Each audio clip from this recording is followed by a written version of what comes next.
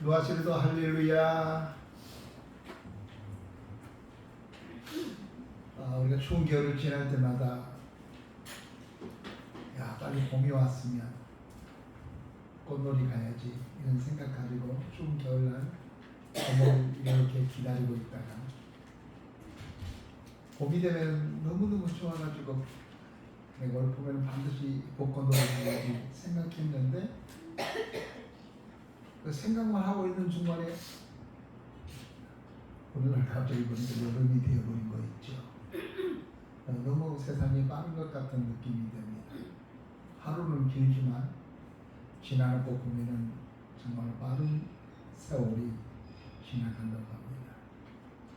어떤 공학 과학자가 하는 이야기가 귀신들은 공중에 떠 있는데 귀신의 말을 믿지 말아라. 왜냐하면 귀신이 말하는 순간에 이미 지구는 한 바퀴 뺑 돌아가지고 몇천 킬로가 있다.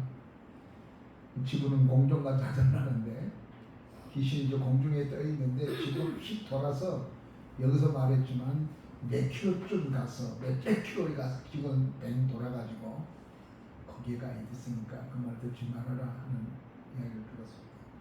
정말 지구가 굉장히 빨리 돌고 있거든요. 몰라서 그렇지 지구가 돌아가면서 세월은 계속 흘러가고 있습니다. 근데 우리는 너무나 좋은 나머지 지금 세월이 흘러간 건지도 모르고 늘 젊을 것으로 생각하고 늘 내일 또 오를 것 같을 것이라는 생각을 하고 있는데 결코 그렇지가 않습니다. 오늘 이복단 사역자님 유아실에서 분당고 그 가운 가지고 밑으로 내려오는데 나처럼 걷더라고요. 옛날에 사뿐사뿐 했는데 지금 쿵쿵 저도 사뿐사뿐 했는데 지금은 내려올 때 쿵쿵 뭔가를 잡아야 돼. 밑으로 내가 내려올 때 교회당에서 아래층을 내려갈 때 꼭 내가 옆에 있는 새 파이프를 잡고 내려가고 있어. 천천히. 우리 집사람은 가벼워서 꼭 그렇게 걸어야 되냐면 내려오시지. 속도 모르고 무게감이 있는 저로서는 내려간다는 게 쉽지가 않습니다. 왜냐하면 무게감을 줄이기 위해서 그걸 붙잡고 선선히 브레이크 잡으면 내려가는데 모르고 있는 것 같습니다. 25, 6년 전이었던 것 같습니다. 제가 브라질 상파울로의 한승 한 장소에서 LA로 돌아오도록 하기 위해서 한승 심사관 앞에서 긴 줄이 있는데 그 줄 앞에 서 있으니까 브라질에 있는 과라니족에 속한 한 아가씨가 저한테 다가왔더니 안내원인 것 봐요. 여기 있지 말고 이렇게 오세요. 그래서 안내를 해서 쭉 갔는데 사람이 텅 비어있는 그 심사관 앞으로 저를 안내한 겁니다. 내한테 뭔가를 베풀어 주려고 하는 것이죠. 너무나 좋았어요. 그러더니 심사관이 딱 보더니 내 패스포드를 보고 난 여권을 보고 난 다음에 사우스 코리아 다시 받아가지고 되돌아오는데 대단히 기분이 별로 시원치 않더라고요. 처음에 이 사람이 내가 일본 사람 줄 알았던가 봐요. You Japanese? 그래서 내가 아무 말 안 했어요. 일본 사람이라고 묻죠. 그랬더니 일본, 이 남미 쪽에는 일본 사람들이 최고 대우를 받습니다. 일본 사람들이 특혜를 베풀어준다. 제가 일본 사람인 줄 알고 저를 그 아가씨가 빨리 통과시켜주려고 안내했는데 여권을 보니까 사우스 코리아로 되어 있습니다. 기분 나쁘더라고요. 신분 때문에 그렇게 한대를 홀대를 받은 적이 있습니다. 그러고 들어 몇 년 후에 선교순례를 가게 됐습니다. 선교순례 중에 예루살렘에서 요르단으로 가는데 거기에 벳산이라는 국경통일하는 심사관이 있었습니다. 그래서 목사님과 함께 심사를 통과받기 이렇게 쭉쭉 서 있는데 벳산의 한 직원이 오면서 사우스 코리아 오케이 이곳이라고요. 갔어요. 그랬더니 다른 사람 줄서 있는데 우리는 그 텅텅 비어있는 그곳에서 우리 선교 수료팀들이 그리 지나가면서 사우스 코리아에 신분을 갖는 게 이렇게 좋은지 몰랐습니다. 블라디보스토크의 이상록 선교사님이 계신 그곳에서 일을 보고, 아주 오래전 얘기입니다. 일을 보고 러시아 국경을 넘어서 장영자 생활을 통해서 한국으로 중국으로서 연변 비행기를 타고 내려오려고 건너오는데, 얼마나 까탈스러운지. 러시아 사람들이 중국 사람들이 우습게 보고 계속 감정이 서로 안 좋으니까 굉장히 막 까탈스럽게 하는, 막 줄이 질그리 길었어요. 그래서 어떤 사람이 당신 노스 코리아나 사우스 코리아나 사우스 코리아 쪽 가만 러시아 사람 오라 해가지고 내가 사우스 코리아라고 하니까 저기 빨리빨리 수속을 받아가지고 빨리 나왔던 그런 경험이 있습니다. 신분 여건이 사람을 상승하기도 하고 그 여건이 어디 가서는 무시받기도 하는 것 같습니다. 여러분은 대한민국이라는 여건을 가지고 있을 거라고 저는 믿습니다. 여러분, 대한민국의 여건이 얼마나 좋은 여건인 줄 아세요? 우리나라 여건은 북한만 가지 못하고 세계 어디든지 갈 수 있는 굉장히 좋은 여건을 가지고 있습니다. 그래서 영국 가면은 가장 먼저 노린 게 우리나라 사람들이라면 여권입니다. 여권이 비싸요. 그거 한번 잊어버리면 그걸 팔아먹는데 몇 천만 원씩 들어가요. 5천만 원, 1,000만 원, 2천만 원. 우리나라 여권이. 그래서 우리나라 신분을 가지고 외국에서 돈을 나고 그럽니다. 우리가 쿠바 가고는 수교가 되지 않아서 우리나라 여권 가지고 쿠바를 들어가기가 매우 어려웠는데 이제 수교가 돼가지고 우리나라 여권을 가지고 쿠바로 갈 수 있어요. 러시아를 가면 우리나라 사람들 참 그러고 있지만 환영해줘요. 세계 어디를 가도 우리가 사우스 코리아에 왔다면 환영해준 거지. 동남아시아도로 가면은 사우스 코리아 갔으면 코리아 하면서 어서 오세요, 반갑습니다 이렇게 우리에 대한 인정, 우리에 대한 좋은 이미지를 가지고 있는가, 얼마나 자부심을 갖는지, 어깨에 힘이 얼마나 들어가는지 모르겠습니다. 여러분은 대한민국 신분을 가진, 대한민국 시민권이라는 신분을 가지고 있는 것이 얼마나 귀한지, 얼마나 소중한지 잘 모르고 있는 사람들이 많고 있습니다. 이 고국이라고 하는 게 얼마나 귀한지 소중한지 모르겠습니다. 그런데 우리는 이런 육체적인 신분만을 계속 자랑하고 있지만 그보다 더 중요한 우리의 신분이 있는데 그것은 영적 신분입니다. 여러분 영적 신분이 어떻습니까? 여러분 영적 신분에 대해서 내가 어떤 존재라는 것을 인식하고 살아가고 있는 것입니까? 내가 철학적으로 말하면 못 알아들을 수 있겠지만 가장 중요한 것은 인간의 삶의 가치는 존재론적인 것에 있습니다. 내가 어떤 존재냐는 겁니다. 사람과 짐승과 다른 이유가 있는데 그것은 존재론적입니다. 내가 어떤 존재냐. 이 아프가니스탄이나 그 다음에 파키스탄, 인도 같은 지역은 카스트 제도가 있어가지고 그 신분에 따라서 그 사람이 달라집니다. 어떤 사람은 아무리 공부를 열심히 하지만 그 신분 자체가 카스트 제도에서 잘못된 신분의 가치를 가지고 있으면 공부를 잘하고 아무리 뛰어난 기술을 가지고 있어도 제대로 대접을 받지 못하게 되는 거죠. 그러나 미국이라는 나라는 이 꿈의 나라예요. 거기는 어떤 사람이라도 열심히 노력하고 실력이 있으면 대접을 받지 못하지만 이 카스트 제도가 있는 그런 나라에서는 그 대접을 받지 못합니다. 신분이 그렇게 중요해요.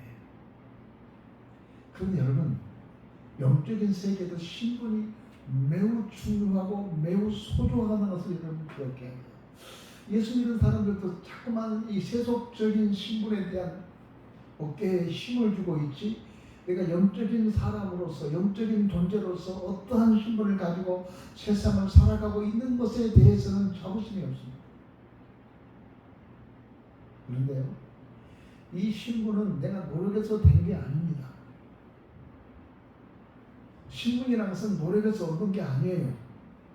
그냥 주어진 거예요. 되어진 거예요.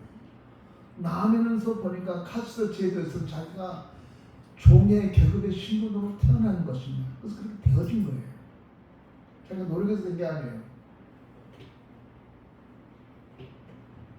영적인 신분도 내가 노력한다고 해서 좋은 고위급 영적인 신분을 갖는 게 아닙니다. 그것은 주어진 것입니다. 요한복음 1장에 12, 13장에 이 신분은, 이런 놀라운 신분은 육적으로 되지도 않고 힘으로도 되지도 않고 이것은 위로부터 나느니라 그랬어요. 그러니까 신분이 주어진 거란 말이에요. 오늘 여러분들은 하나님의 백성이라고 그랬죠? 하나님의 자녀라고 그랬죠? 여러분이 하나님의 자녀가 되고 하나님의 백성이 된 게 뭡니까? 어떻게 됐어요?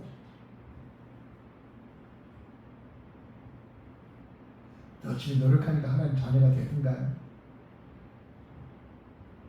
니고데모라는 사람이 열심히 노력해서 하나님의 자녀가 될 거라고 생각을 했는데, 그렇게 힘쓰고 예수는 니고데모 율법사로서 그렇게 잘 지켜봤는데 노력해서 안 된 거예요. 노력해서 하나님의 백성이 되는 게 아닌 거예요. 그래서 한밤중에 예수님 찾아와가지고 예수님에게 이렇게 물었습니다. 어떻게 하나님의 신분을, 하나님의 백성의 신분을 가질 수 있습니까? 라고 물을 때에 다시 태어나야 합니다. 성령으로 다시 태어난 사람, 다시 말해서 위로부터 다시 태어나야 된다는 것입니다. 오늘 여러분이 그리스도인이 됐습니다. 오늘 여러분이 하나님의 백성이 됐고 하나님의 자녀가 됐습니다. 어떻게 됐습니까? 여러분 어떻게 내가 하나님의 자녀가 되고 하나님의 백성이 됐다는 생각을 가지고 있습니까? 성경은 주어진 거라, 주어진 거. 하나님께서 아브라함에게 찾아왔습니다. 아브라함은 하나님을 전혀 몰랐습니다. 그런데 하나님께서 아브라함에게 나타나서 말합니다. 나는 너의 하나님이 될 거다. 나는 너의 하나님이 되고 너는 나의 백성이 될 거다. 그렇게 약속하신 거예요. 그리고 너에게 땅을 줄 거고 너에게 자녀를 줄 거고 내가 너로 하여금 열국의 아비가 되게 할 것이라고 하나님께서 아브라함에 약속하신 거예요. 그런데 여전히 아브라함에는 아무 아이가 없는, 여전히 땅도 없고요.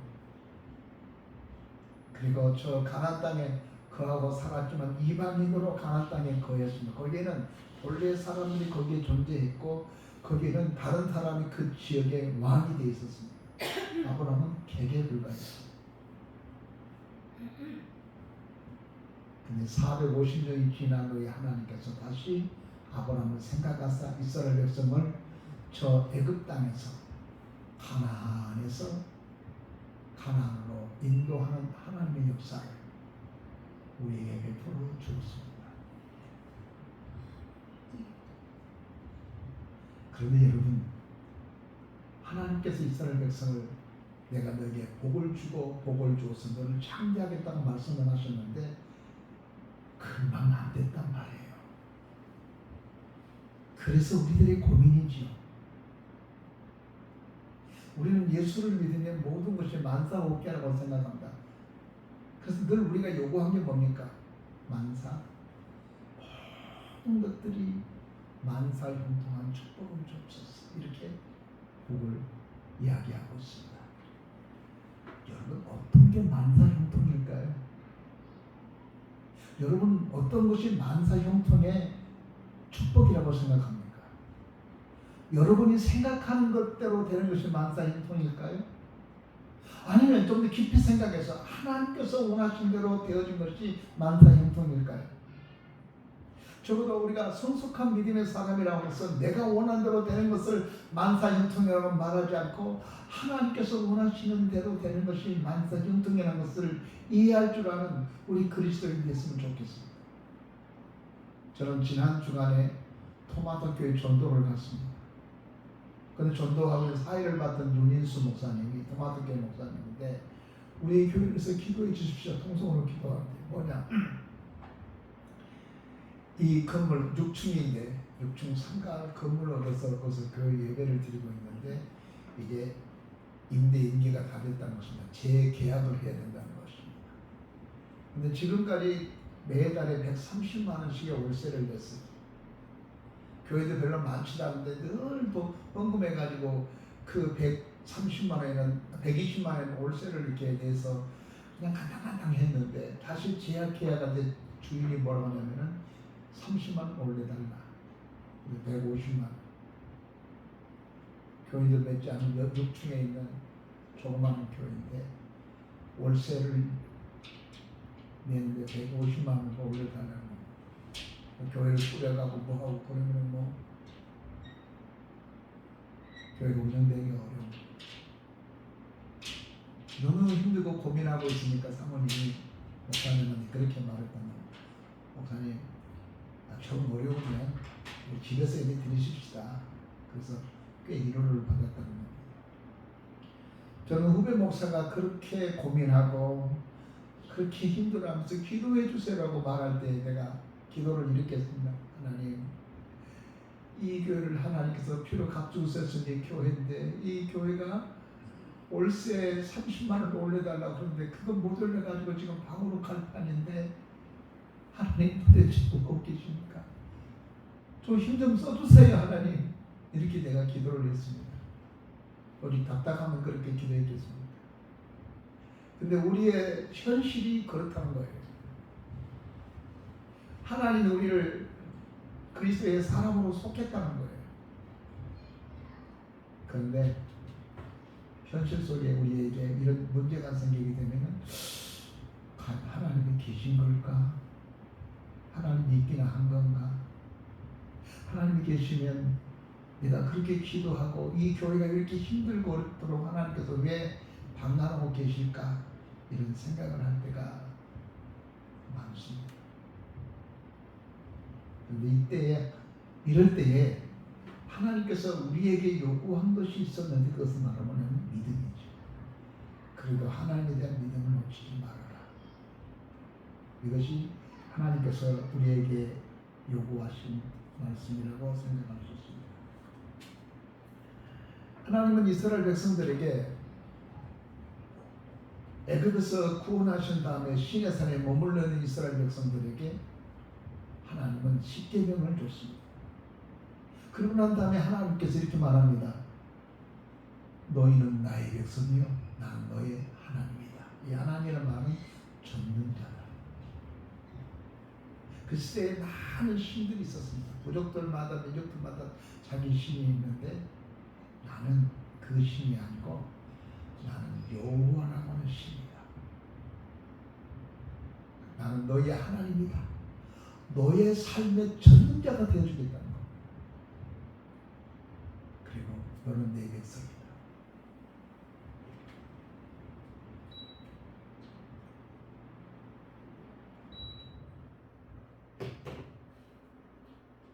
여러분, 이게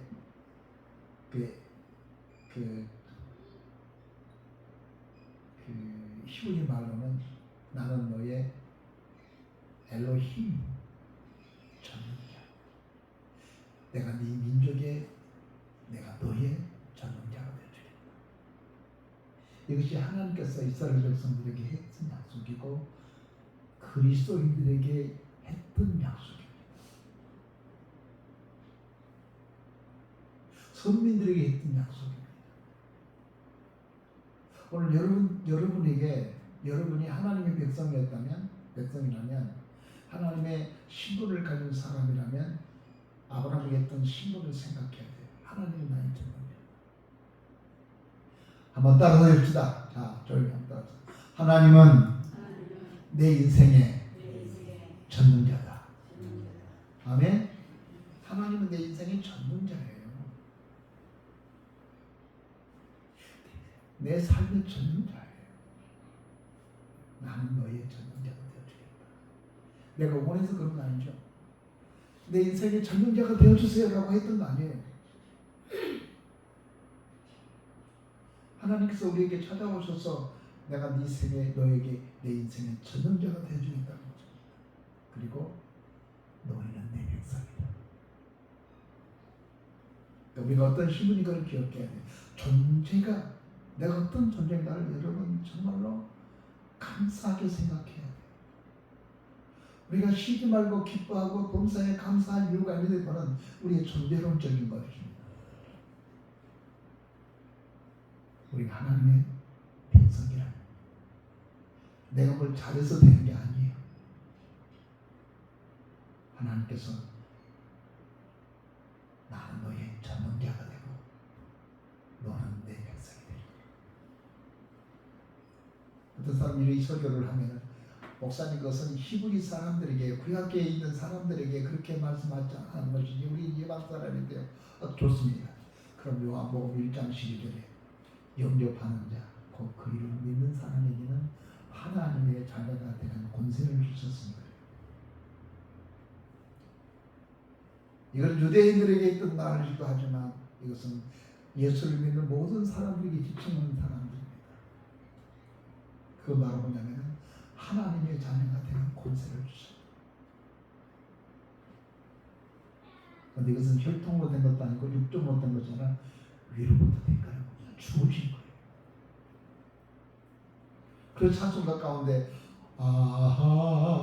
하나님의 은혜를 있을 데 없는 자 왜 구속하여 주는지 난 알 수 없도다. 모르겠어요.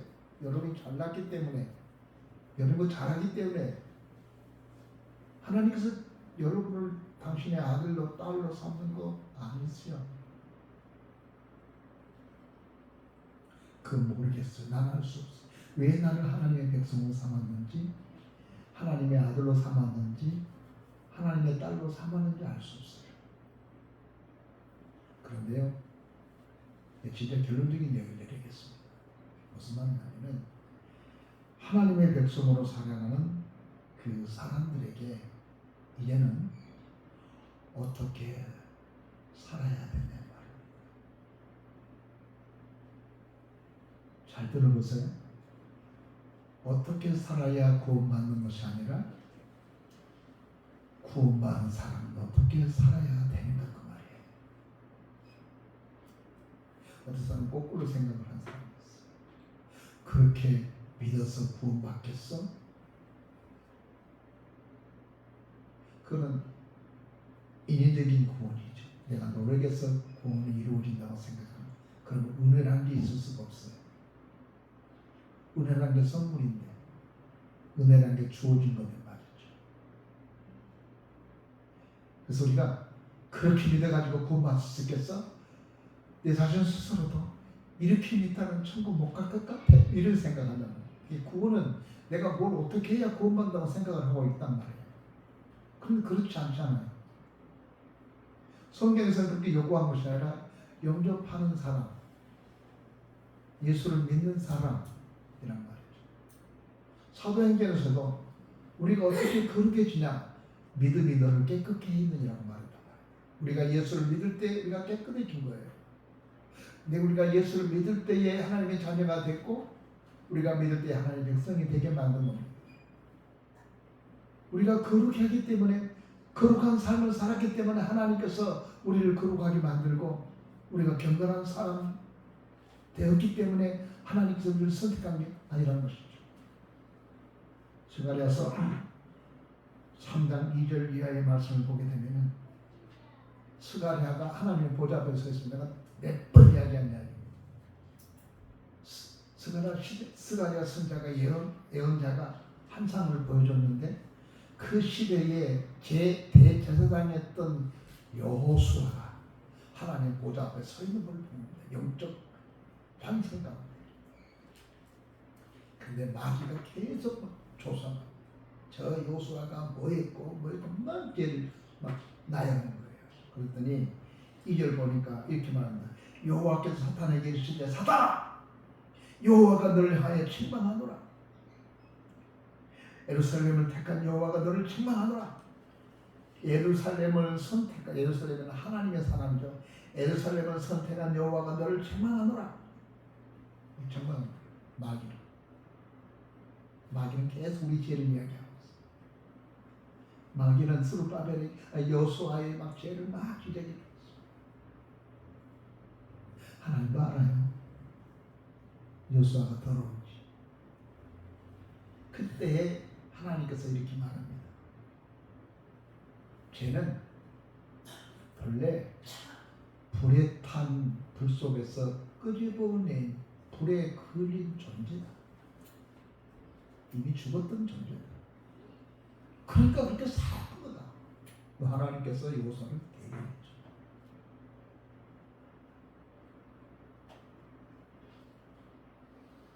그리고 3절에 보면은 여호수아가 더러운 옷을 입고 천사 앞에 섰는데 더러운 옷이 걸렀습니다. 그때 하나님께서 자기 앞에 있는 천사들한테 말하기를 저 더러운 옷 여호수아의 옷을 벗겨라. 그리고 세마포를 입여라. 그리고 그에게 간을 씌워라. 그런데 거기에 여호수아 앞에 수많은 천사가 서 있는 거예요. 여호수아는 검은 얼룩져 있는 성경 하나님 말씀 하나님 사탄에게 말하기를 본래 저 여호수아는 불구덩이에서 걸러진 존재예요. 그런데 왜 이리 야단 치고 있느냐. 그래서 그를 사탄이 보는 앞에서 모든 천사가 보는 앞에서 저 여호수아에게 새 옷을 입혀라. 저 여호수아에게 목욕을 시키고 새 옷을 입혀라. 그리고 그 머리에 멸류관을 씌워라. 그래서 보좌 앞에 그렇게 나가게 되는 거예요. 이렇게 해서 우리가 구원을 얻는 거예요. 우리가 선을 해서 구원을 얻는 게 아니란 말입니다. 그런 우리들에게 하나님이 너는 이제 하나님의 백성이니 시인의 산에서 하나님께서 모세를 통하여 십계명을 주신 것입니다. 나는 너희 하나님이 되고 너는 나의 백성이기 때문에 이제는 너는 하나님의 백성인 만큼 하나님의 법대로 살아야 되느니라. 그래서 십계명을 주고 율법을 줬더니가 바로 그것입니다. 그리스도인들에게 또 가나안 땅에 들어가고 약속된 사람들에게 하나님의 요구가 있었어요. 그것은 창세기 12장에 하나님께서 아브라함을 부르신 다음에 내가 너를 축복하겠다 말씀하시면서 하나님의 요구가 있었죠. 내가 너에게 복을 주겠다고 말씀하신 다음에 요구가 있었습니다. 그죠? 이곳을 떠나라. 그리고 내가 너에게 지시한 땅을 가라. 그러면 내가 너에게 큰 축복을 하겠다 약속하신 거예요. 잘 들어보세요. 하나님께서 아브라함을 원원한 게 아니에요. 하나님께서 아브라함하고 너 내가 가면 내가 뒤 돌봐줄게. 네가 그렇게 결정하면 내가 너에게 좋은 땅 줄게. 그렇게 약속한 게 아니에요. 아브라함과 하나님 약속한 게 아니에요. 대신 내가 너에게 복을 줄 테니까 너 떠나라. 내가 축복할 테니까 내 자식 없지. 내가 자식 줄 테니까 떠나라. 너 땅 없지. 내가 땅 줄 테니까 떠나라. 그거예요. 하나님께서 이스라엘 백성들에게 내가 이제는 이 모세를 통하여 신명기 7장에서는 저 가나안 땅에 들어갈 텐데 너희가 저 가나안 땅에 들어가서 복되고 질병, 오늘 읽었던 본문의 말씀 내용이 그거잖아요. 질병을 걸리지 아니하고 저들을 이길 수 있고 저들을 승리할 수 있고 저들과 싸워서 능히 네가 이기게 될 텐데 거기 들어가서 그들과 싸워서 병마와 싸워서 그림자와 싸워서 승리한 사람 되고 다른 사람들은 자녀를 낳지 못하면 자녀가 나게 될 거고 모든 것이 쌍태가 돼서 탄생하게 될 것이지만 이러한 하나님의 놀라운 축복을 받기 위해서는 하나님이 몇 가지 경고를 했는데 그것은 그들과 협상하지 말라 하겠습니다. 이 말은 세속화되지 말라. 교회가 가장 문제가 된 게 세속화되는 것이죠. 여러분은 세속화되는지 안 되는지 잘 모르죠. 뭐가 세속화된지도 모르고 있어. 그 목사의 시선을 볼 때는 세속화되어 갔어. 교회인지 세상인지 교회인지 거의 세상이나 교회랑 똑같아. 교인인지 그리스도인인지 아닌 예수 안 믿는 사람은 잘 모르겠어. 삶도 그렇고 말도 그렇고 행동도 그렇고 잘 몰라. 하나님께서 우리들에게 요구하신 것은 세속화되지 말라는 거예요. 거기에 통화되지 말라는 거예요.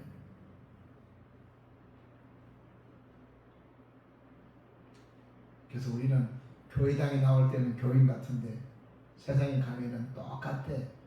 장로님이나 권사님이나 평신도나 그리고 세상에 이 자본주의지나 거의 똑같아. 그냥 다른 게 하나에서 교회 예배 드리는 거. 그게 아니라는 거예요.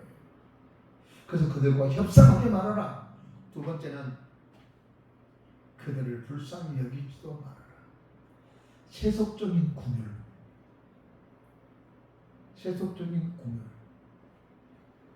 세 번째는 그대의 자녀과 결혼하지 말아라. 혼합이죠. 목사님 요즘에는 그거 자식들 예수 믿는 사람하고 결혼시킨다는 게 쉽지가 않습니다. 당연하죠. 저도 고민이 얼마나 많았겠습니까. 따라다니는 거 예수 믿는 총각은 거의 없어. 잘 믿는 총각은 고민이 있어. 청년 사회강하고 있는 이 홍민기 목사라고 생각하는 청년들이 굉장히 많아. 그래서 내가 전화를 걸어서 홍 목사님, 내 우리 딸이 하나 있는데 결혼 좀 좋은 신랑 소개해 줄게. 아이고 목사님 기대하지 마세요. 요즘에 젊은 청년들 중에서 남자들 중에서 믿음 있는 것을 구하기 보기 어려워요. 그 우리 아들이 있는데 아들이요? 그 아들은 많습니다. 그래서 이거 보내는 연락을 했습니다. 우리 불신자 결혼 요즘의 세계는 뭐가 중요하냐 사랑하면 되지 그런 생각하는데 그것은 세속적인 생각이고요. 우리가 언제든지 우리 민진이 중기 결혼시킬 때 믿음의 사람하고 결혼시키는 거 이거 얼마나 축복인지 기억해요.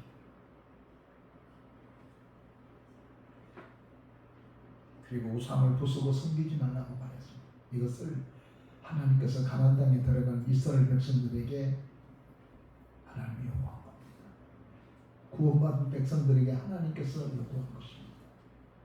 그래서 쭉 보게 되면 마지막에 쭉 내려가서 이렇게 되면은 하나님께서 우리에게 축복을 했는데 무슨 축복을 약속했냐면 내 후손이 번성할 것이 14절에 내가 복을 받으니 만민보다 훨씬 더하며 너희 중에 남녀와 너희의 짐승이 암수가 생육하지 못함이 없었거든요. 생육하고 번성을 축복을 약속했습니다. 두 번째로서는 13절에 보면 너희 소산이 풍성해질 것이고 한 약속을 했습니다. 세 번째는 질병이 내리지 않겠다. 애굽에서 내렸던 하나님의 질병이 너희들한테는 내리지 않겠다. 그리고 그렇게 살아야 한다고 말씀하고 있습니다. 그래서 여러분 신명기 7장은 축복의 장입니다.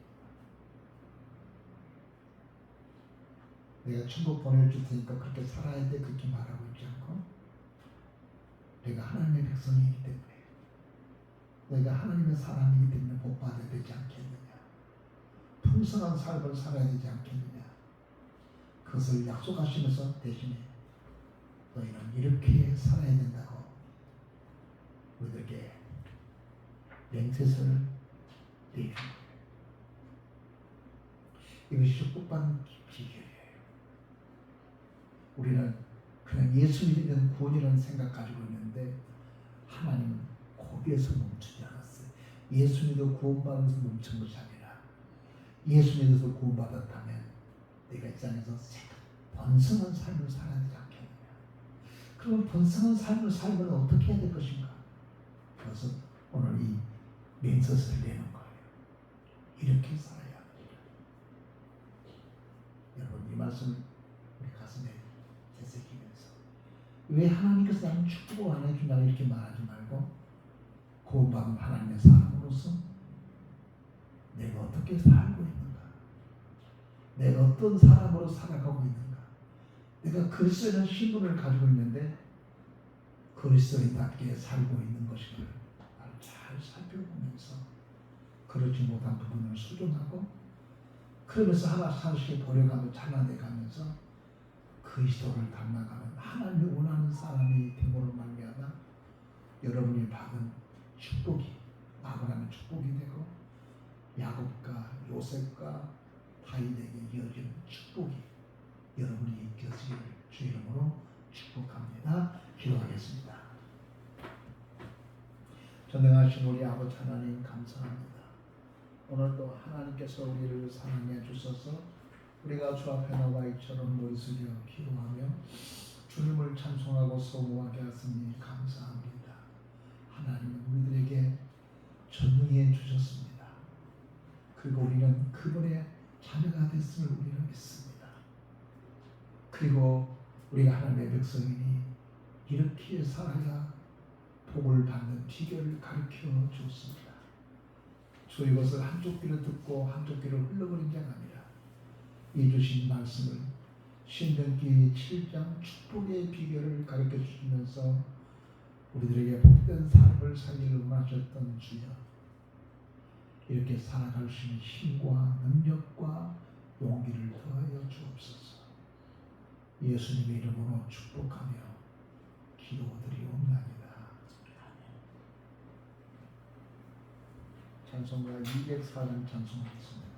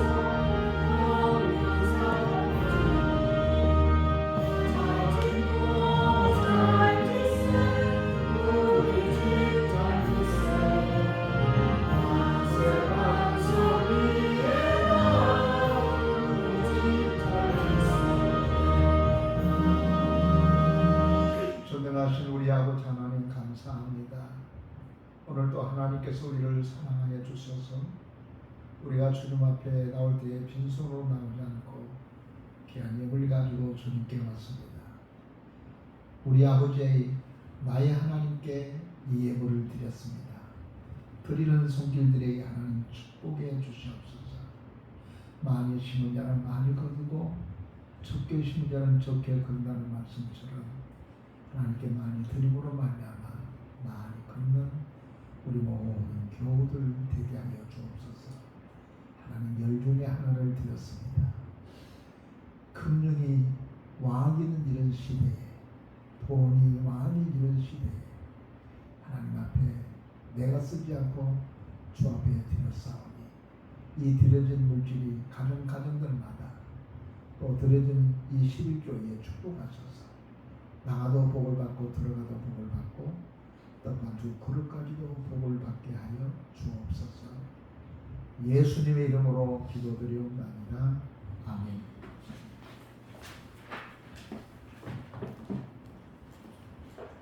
교회 앞에 간구 말씀드리겠습니다.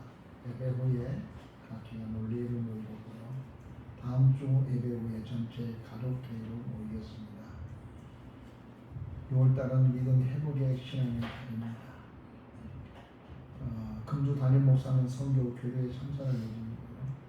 그 금주의 총회 남북교회 재건 기도회가 참석 순서를 맡아서 제가 참석하게 됩니다. 장소는 소망교회에서 9시에 밤 9시. 금주 이정인 장로님께서 지방에 출장하셔서 다음 주는 성령 충만 특별 새벽 기도가 시작됩니다. 걔도 요즘에 새벽이나 더 화내요. 그러니까 다시 한번 새벽에 깨어서 기도함으로 말미암아 영적 기상이 됐으면 매우 좋겠습니다. 다른 강호수는 다 같이 3장 1절을 보겠습니다.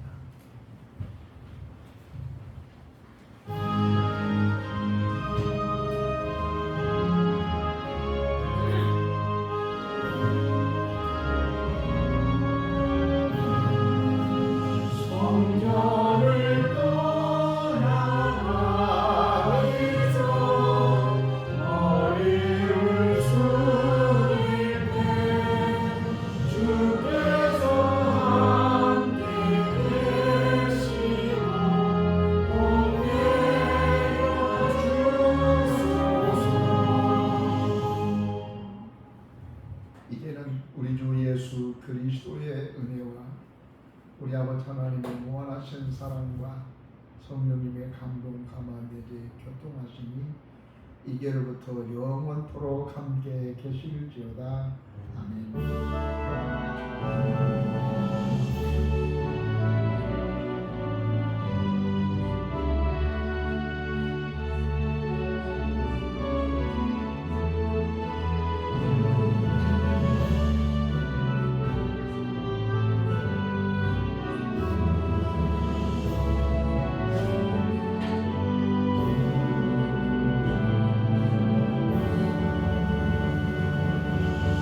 예배를 마쳤습니다. 하나님께 영광 드리겠습니다.